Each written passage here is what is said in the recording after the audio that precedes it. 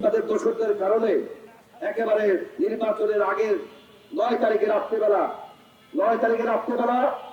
রাত 11:30টার সময় অনিবার্য কারণবশত রাত 11:30টার সময় একটা মন্ত্রণালয়, শিক্ষা মন্ত্রণালয় থেকে ওই আমার নামে বক্তব্য থেকে বলুক আর শিক্ষকরাই বলুক আর আমলারাই বলুক আর সরকারের প্রধান উপদেষ্টা বলুক, আমার নামে তদন্ত করে যদি টাকা না পায়, কেন আমি এই অভিযোগকে এই মিথ্যা অভিযোগকে সামনে নিয়ে আমার ধারণা ছিল ওই কিছু আমলারা টাকা পায় নাই বিধায় তারা এটিকে স্থগিত করে দিয়েছে।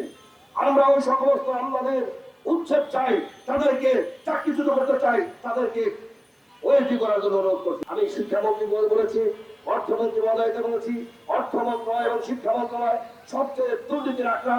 এই দুর্নীতিবাদ অসাধু আমলাদেরকে যদি ওখান থেকে দেওয়া সরল দেয়, কোন সরকারই সফল হবে না। অন্তর্বর্তীকালীন সরকারকেও ওরা সফল হতে দেয় নাই, ওরা ব্যর্থ করার চেষ্টা করেছে। বর্তমান সরকারকেও যে সমস্ত আপনারা জানেন সাংবাদিক বন্ধুরা, শিক্ষা তাদের মেরুদণ্ড এবং আপনারা জাতির দর্পণ বিবেক, এই জাতি গড়ার শিক্ষক এবং কর্ম সৈনিকদের অবহেলা করে কোন সরকার কোন আধুনিক বাংলাদেশ করতে পারবে না, দেশের সমৃদ্ধি আসবে না, সফলতা আসবে না। সেই শিক্ষকরা যদি অবৈতনিক ভাবে মাসের পর মাস, বছরের পর বছর পাঠদান করে তার মেধা মনন আস্তে আস্তে ফুটতে থাকে। সুতরাং আমরা বলি স্বীকৃতি এমপির একমাত্র মানদণ্ড হবে, স্বীকৃতি হতে হবে এমপির একমাত্র মানদণ্ড, স্বীকৃতি তার, এমপিও তার। ভালো তার জি, গায়ে ভালো তার বাছুর ভালো, দুধ ভালো তার ঘি। এই প্রবাদ আসলে সত্যি। এই যে একের পর এক সরকার আসছে যাচ্ছে, কিন্তু কি হইলো? ইকুয়াল টু কিছুই না, কিন্তু আমরা কিন্তু বঞ্চিত।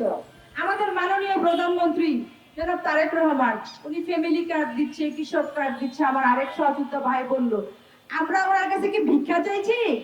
আমাদের ফ্যামিলি কার্ড চাই না, আমাদের ফ্যামিলি আমরাই চালাইতে পারবো ইনশাল্লাহ। আমরা আমাদের পরিশ্রমের পারিশ্রমিক চাই। ওনার কাছে দাবি আমাদের পরিশ্রমের পারিশ্রমিক দিক। আমরা একই বিশ্ববিদ্যালয়ের সার্টিফিকেট দাঁড়ি, একই সিলেবাস, একই বই, সবই করছি, শুধু বেতন পাচ্ছি না। প্রত্যেকটা প্রতিষ্ঠানকে খুঁজে দেখো, ইনকাম কম না, প্রত্যেক প্রতিষ্ঠান ইনকাম আছে। সরকার যদি সেগুলি রাজস্ব কোষে নিয়ে প্রত্যেকটা প্রতিষ্ঠান জাতীয়করণও করে, তাইলেও সরকারের খুব বেশি টাকার প্রয়োজন হবে না।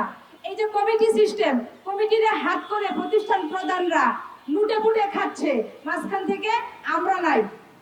আমরা পরীক্ষা নিচ্ছি, ক্লাস করছি, কোচিং ক্লাসে করছি, সেটাও করছি, খাতা মূল্যায়ন করছি, পাবলিক পরীক্ষা ডিউটি করছি, খাতাও মূল্যায়ন করছি, কিন্তু আমরা সরকার তরফ থেকে কোনো রকম কোনো সুবিধা পাচ্ছি না।